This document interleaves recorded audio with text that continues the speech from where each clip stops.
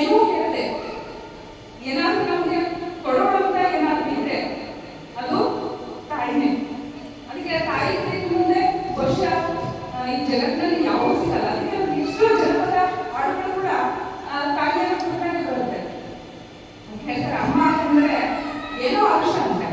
ಅಮ್ಮ ಕಷ್ಟ ಅಂದ್ರೆ ಮನಸ್ಸಿನಲ್ಲಿ ಒಂದು ವೈಬ್ರೇಷನ್ ಮಾಡ್ಕೊಬಿಡುತ್ತೆ. ಯಾಕಂದ್ರೆ ಈ ಜಗತ್ತು ಎಲ್ಲ ಕಡೆ ನೋಡಿದಾಗ ಸ್ವಾರ್ಥದಿಂದ ಕೂಡಿರ್ತದೆ.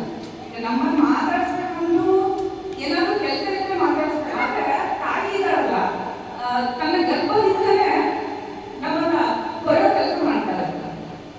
ಆ 9 ಮಾಸಗಳ ಕಾಲ ಇದೆಯಲ್ಲ, ಆ 9 ದಿನಗಳ ಕಾಲ ತನ್ನ ರಕ್ತವನ್ನ ಅಷ್ಟೇ ಹಂಚ್ಕೊಳ್ಳೋದಿಲ್ಲ, ನಮ್ಮ ಇಡೀ ಶಕ್ತಿ ಸಾಮರ್ಥ್ಯವನ್ನೆಲ್ಲ ದಾರಿ ಎಂದು ನಮಗೆ ಒಂದು ಮನುಷ್ಯ ರೂಪವನ್ನ ಕೊಟ್ಟಂತವಳು.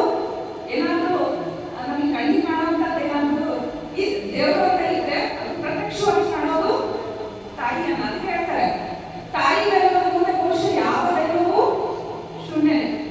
ನೋಡ್ರಿ, ಎಲ್ಲ ವಿದ್ಯಾರ್ಥಿಗಳಿದ್ದೀರಿ, ಯಾಕೆ ನಮಗೆ ತಾಯಿ ಬಹಳಷ್ಟು ಮುಖ್ಯ ಆಗ್ತಾ